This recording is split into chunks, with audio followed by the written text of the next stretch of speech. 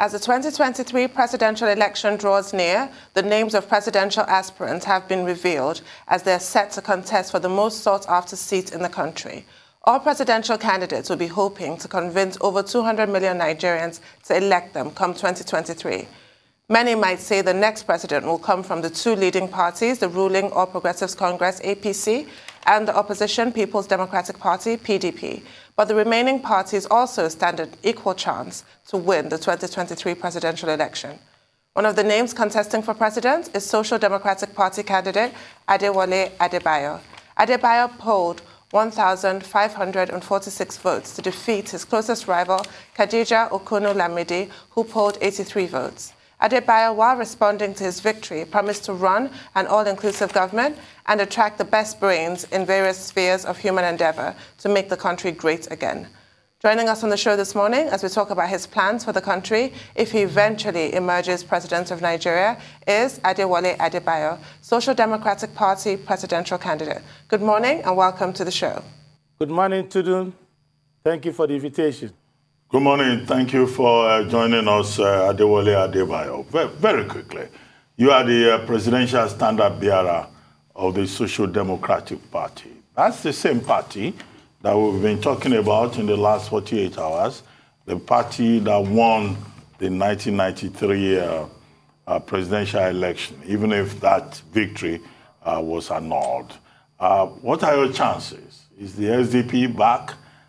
Really in full force, that's one. And secondly, in Ekiti, the SDP is fielding Shegoni as gubernatorial candidate. But we have been told that there have been reports of very serious violence. The APC says the SDP that is the violent party in Itaji Ekiti, in Oye local government area. He said the SDP also mobilizing able-bodied men to force the issue in this unfolding, democratic process. Those two issues quickly, and then we'll take it from there. Well, thank you very much. Well, the SDP is back. Dr. Abati, SDP is back. We are running on the same platform that we ran in 1993. We are following the same pattern. No one, of course, it's not easy to fit into the shoes of Chief M.K. Abiola. He was a legend of the highest order. He was a president of presidents before he was elected. So he was known globally as a philanthropist, as a thinker, and as an ethical businessman who did so much for the anti-apartheid struggle in South Africa and all of that. And he was an icon of the black community all over the world. But what we are doing is the same pattern that we are doing now, which is that we come with a professional. He was an accountant. I'm a lawyer. We come with a professional, someone who is fresh, who has not been in government before, who is coming with new ideas, professionally driven ideas, and who also understands the people and has sympathy for the people. So that's just basically what we are coming with. And where we left Nigeria, unfortunately, 30 years ago, is where the country is today. In 1993, we said farewell to poverty. Poverty is worse now. And on top of that, we have insecurity. That's why we say hope again, 2023, farewell to poverty and insecurity. So that's where we are, and that's the platform on which we are running. We don't make slogans out of the air. We make slogans based on the situation of the people. And that's basically what we are running with. And there's no way we can escape the responsibility of the time that no reason can be adduced, rational reason can be adduced for why Nigeria has not kicked poverty, and there's no reason we can adduce for why insecurity pervades in the land. With respect to Ekiti, SDP is the leading party in Ekiti, and the violence that you see there is the attempt by the APC, the incumbent governor, to try to intimidate voters, and we have no instrument of power, of state in our hand.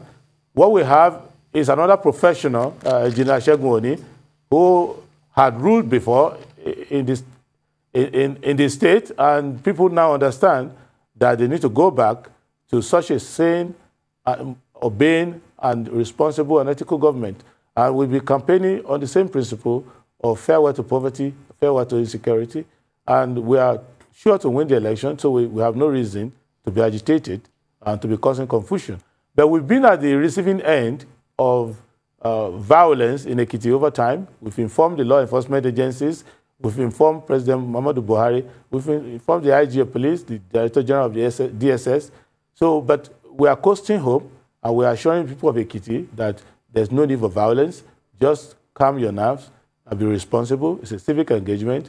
And by Saturday, you vote in the SDP, and Nigeria is on a new path to recovery. It's a shame that 30 years after June 12th, we haven't had any election that's as free, as fair as that. We haven't had any political party coming with a clearer and more achievable mandate than we did 29 years ago. We haven't come with a candidate as lucid, as unifying, as iconic as Chief M.K. Abiola. We can't just be having our best things happening in the past. We need to turn a new leaf, and we need to tell the country that what was possible 30 years ago should even be more possible now. And that's the idea. Well, thank you for those kind words. I'll just start with farewell to poverty, since you mentioned that. Nigeria is in economic dire straits, with the IMF predicting a couple of weeks ago that we'll soon be spending 100% of our revenue on debt payments, which obviously we all know will be a complete cataclysmic disaster. This suggests that our revenue is too low.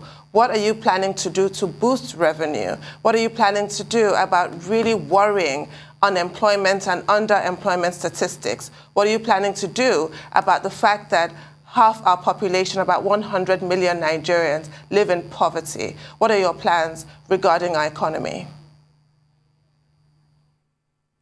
Well, these are my plans. First, because I live here, I know more than the IMF does. So I don't even need the IMF to tell me the state of poverty.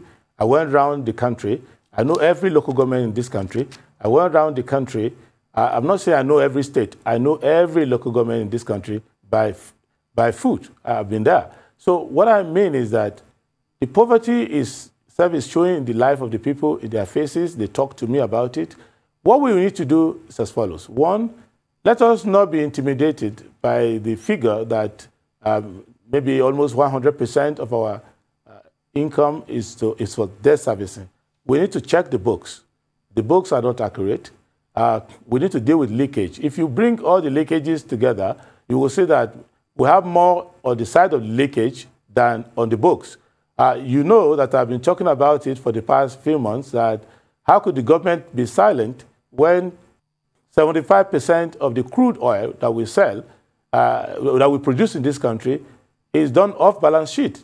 These things are practically stolen, so they don't enter into the books. So the figure that we use to know our debt service relative to our appropriation is based on what has been received by the Accountant General of the Federation. But when you practically go to the flow stations and steal all this crude, they don't get recorded in the book. That's number one. Number two, you will discover that we don't spend money on works. So when you don't spend money on works, you are not likely to get employment, because people come with this mantra that it is not the job of government to create jobs. But those who tend to say it, it is the government that is creating their own jobs, and they tend to hold these jobs for a very long time. Some have been in government for 40 years.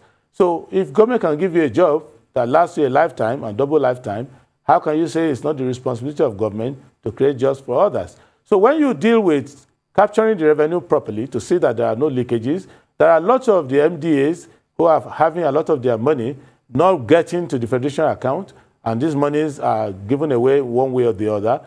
And if you capture all of that, you can triple the revenue quickly. And if you look at our fiscal situation, our taxation, I think those who are collecting our taxes are collecting more for themselves in their pockets than they are reflecting in the book. So if you just do honest bookkeeping, I will address that one immediately. Secondly, if you look at the Chapter 2 of our Constitution, it does not want the resources of the country to go into the hand of a few people. And if you do the analytics, you will see that in appropriation, we are not appropriating to the poor or the less privileged. And for those who have worked in the State House, you know that it's a lobbying place. And those who don't have lobbies for them are the poor, the weak, the unemployed.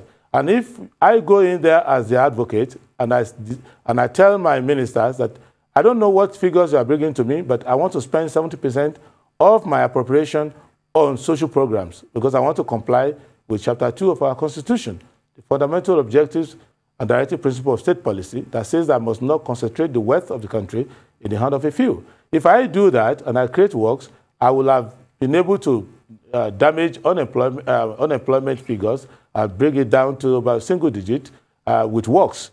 When you have works, then you are attacking poverty because people can now directly intervene in their own lives, in the lives of their family. So our social structure in this country, analytically, says that if you give a living wage to one person, 4 people will be out of poverty. And we can do that without breaking the bank. Did I just hear you say you are going to bring unemployment down from about 33% that it is now to single digits? In how many years are you going to do that? And how? Because that really interests me. I would like to know specifically, step-by-step approach, how you're going to bring it down. Okay. And also, what are you going to do to our debt, servicing? Because the cost of servicing debt is so much and we don't have the revenue. In fact, our debt now has increased to 41 trillion from about 9 trillion it was in 2015. Okay, now let me look at debt. Debt, if you look at the profile of the debt, debt in global sum tend to be intimidating. But if you look at the tenor, so you look at, because when a debt is not mature, when a debt has a 10-year tenure and it's single digit, you don't worry too much about that immediately, except when you have done what we need to do and you decide to recall some of the debt and pay them before due date. But global figure of debt, I'm not really worried about that because analysis of the debt will show me the maturity of the debt, the terms of the debt, who is the party to whom we owe the debt, and stuff like that. But revenue, if you stop the revenue being stolen from source, this is the problem we have in this administration now, and we've had it for some time, even the previous administration.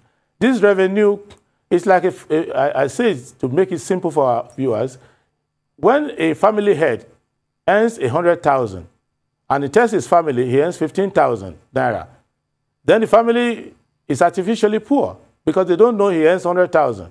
What you need to do is to see that these revenues are not shared off balance sheet. And as president of Nigeria, you need to know where your revenue is.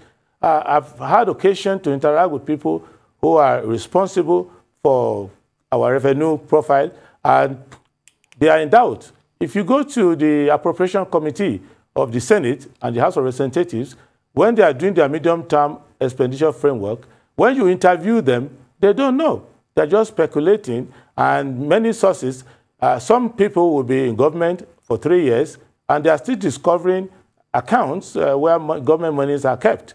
So, and if you go around, you discover that the government itself is running off balance sheet for the most part, because a lot of the financing you see in politics is government money, which has been secreted in many places. And I'm not making wild allegations. This is a fact. So I'm not taking the figure they have in the books because their books have been badly cooked, and the books have created pockets of expenditure of revenue that is stolen by one guy or the other. If I ask anyone, or you can ask anyone who is in government, how much are we making on gas? They don't know. How much are we making on crude? They don't know. So if you ask people who serve on NNPC board, they cannot give you up-to-date information. Sarah, many institutions who are up for accountability, they cannot tell you. Normally, we should be able to say, how much do we make from customs? I do business. I have companies that do business. And sometimes people who do clearing for me don't know how much they have to pay to the government, and they don't know how much the custom people are collecting on their own. So a lot of revenues are leaking, and if you take care of those leakages, you will be able to get more money into the kitty. And then what you need to know in addition is that when it comes to taxation, some companies have been so well arranged that they just do self-assessment because they are closer with the taxation authorities than the taxation authorities are closer with the government. So those things will bring in more revenue, and there are some areas not captured, which with some innovation we should be able to capture. Now, when it comes to the area of employment is very easy. If you invest in agriculture, if you invest in works, if you invest in medical care and social services, if you open more schools, you will be able to deal with unemployment. There's nothing complicated there. If you study the budgets of this present administration and the one before it, you can study our budgets for the last 10, 12 years. Those are not budgets for employment. Even the war that we are having, the security situation we're having, is an opportunity for employment. But if you look at the appropriation for security, which is a substantial sum now, it doesn't lead to employment. But you recall, for those who are older than me, yeah. How would you bring down double-digit inflation rate to single digits, sir? That's the question. Okay, now, there are... Double-digit unemployment... You asked about employment. No, double-digit unemployment rates to single digit. The step-by-step approach from 33% to single digit. How would you do it? That's what I want to hear, sir. Okay, number one, the 33% is not accurate. It's much more than that. It will be around 42 if you take the informal sector, which is not captured. This is how you bring it out. You make sure, like I said before, that 70% of your budget goes to social services, because social services create employment. If you don't spend on social services, you will not get employment. Who are the people who need employment? If you hire more teachers, more nurses, more doctors, if you also invest in agriculture, where majority have a natural basin for employment. Right now, there's virtually no investment in agriculture. And if you go to the Ministry of Agriculture today, they have a lot of money left in NISRA. They are one of the agencies there, which they are using for capital market investment, money market investment. So there is no investment. If I do the investment, I think that I will be able to bring every single budget that we do within 18 months, we'll be able to have unemployment. Because the unemployment we have is cyclical unemployment. It's not structural. It's a case of people being able to work, unable to work. If you take 100 highways of 200 kilometers each, you get more people working in construction. If you build more hospitals, if you, the military, with all the money we are spending, with all the casualty we're having at war, if the military decides to build 100 military hospitals, if the military decides to employ 2,000 doctors, and the Air Force 500 doctors, the Navy 1,000 doctors, you will get employment. If you go into school, for example, the TED fund, with all the money, and if ASU, for example, goes back to school, which is easy to do if you don't upset them with what's happening in TED fund, if you decide to build hostels in all the campuses where students don't live in hostels, you will create employment. So it is by creating works that you create employment. There's no magic. It is not by doing some programs and taking cash and sending somebody high in government to give cash to people on the street. No, okay. You create work. Okay. But the way we give our contracts out now is that, for example, we built railways without creating employment. It is unbelievable that we are building railways and we don't have families saying, I work in railway service. We gave it out to a foreign company without giving the local works to our people. So that's how you reduce unemployment. There's no magic to it. You must create works. And to create works, the budgets must have capital components that create works for people. Okay. That's how you do Adewole Adebayo. In Nigeria today, you can be building... Hello? Yes. I've heard you very well. We're running out of time. We need to manage time. Now, many Nigerians who say Adewole Adebayo, presidential candidate of the Social Democratic Party, for many of them, this will be the first time they're hearing about you. So they are likely to raise KYC questions. Know your candidate. How did you get to this point that your first major engagement with Nigerians is that you want to be president? you know, how did you get to this point? Where are you coming from? What have you done before now that you think that your first major job should be the presidency of Nigeria? And if there is still enough time, tell us what you intend to do about the challenge of insecurity in Nigeria. Briefly, we don't have the whole day left. Thank you. First, this is not my first engagement with Nigerians. I've been in the public for some time. I've been airing my views on many issues. I've engaged with many presidents. Even when you were in the State House, I've had a number of meetings with you sitting opposite me, with President Goodluck Jonathan. I've met with virtually every president who has ruled this country. I've been a lawyer. I've practiced up to the Supreme Court of Nigeria. I have many clients, many engagements. I come from a professional background where we are not allowed to advertise ourselves, but those who have engaged with me have engaged with me. I've employed thousands of workers. Even the federal government of Nigeria has given me Employer of the Year award a number of times. NYC has given that to me. The state where I live has given me Taxpayer of the Year many times. So I've engaged in agriculture. I'm engaged in pharmaceutical. Those who are in the pharmaceutical industry know me too well. So it's just my first job in government. And like I said at the beginning, it is the practice of SDP that they tend to bring people from the professional side. In 1993, our candidate, his first job in public service was running for president, and he was elected. So that's no news. Now, with respect to what I would do simply is this. We need to run government responsibly. We need to do what we are elected to do, and we need to say what we need to do what we say we are going to do. What we need in this country is someone who would assemble a presidency that doesn't work against the president. A presidency that is efficient and is not fighting within itself. A presidency that is now attracting talent into the executive branch, so that the 5,000 odd appointments that I need to make as president will be made from the best of Nigerians, not those who are advantaged in politics or those who have money to sponsor politicians. After that I can address the armed forces and be a competent commander-in-chief. I think I have understood the armed forces to the extent I've done enough research to know that if you motivate the armed forces very well, within 18 months, banditry should come to an end, and we should be able to deal with the issue of the terrorists in the northeast and who have now migrated to the northwest and are seeping to the central and coming towards the south.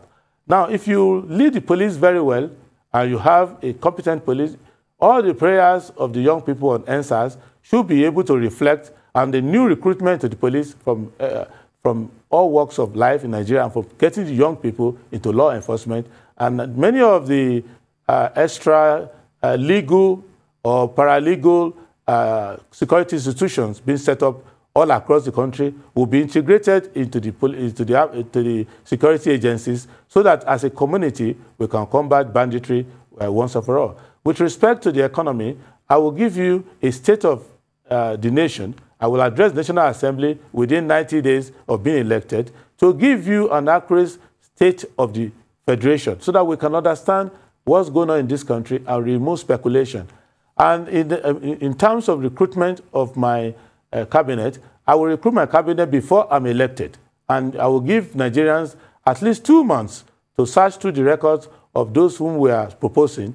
And I'm going to attach portfolio to them even before I send their name to the National Assembly so that you can actually interrogate them and their competencies with regards to the job that they are going to do and nothing to speculate about. And I will have like 4 or 5 tiers of such appointments so that if anyone is falling off the wagon, it doesn't rot in government, I can easily replace the person immediately. So that because Nigeria has a talent pool, both home and abroad, and that is what I'm going to fund my administration upon. There is no guesswork, and the person who is actually going to rule the country, who is going to govern, who is going to exercise the power, is the person talking to you. It's not going to be a scabber somewhere teleguiding me and telling me what to do. Okay, on that note, we'd like to thank you very much, Adewole Adebayo, for joining us on the morning show, and we wish you well. We would have loved to ask you who is going to be your running mate, but we've run out of time. I guess that before the weekend, we'll get to know who your running mate will be.